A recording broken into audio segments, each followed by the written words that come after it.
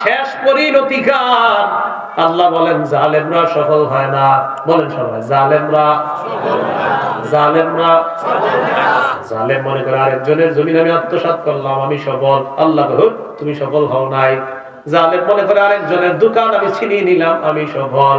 জালেম তার ভাতিজা ভাতিজিদের সম্পদ আত্মসাৎ করার পর বিবির কাছে গিয়ে হাসতে হাসতে কয় আজকে তাদের জমিন গুলা নিয়ে আসছি, একটা মায়ের দিয়ে দিছি। আল্লাহ কয় মায়ের দেও নাই, খাইলা। ইন্নাহু লা ইফলিহুজ জালিমুন, জালেম সফল হয় না।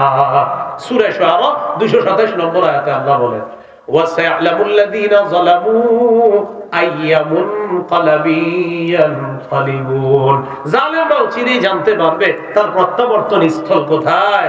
আরেকজনের জমিন আত্মসাৎ করে তিন তলায় আছেন, আল্লাহ কয় চিরই জানতে পারবা তোমার জায়গা কোথায়, চিরই জানবা তোমার প্রত্যাবর্তন স্থল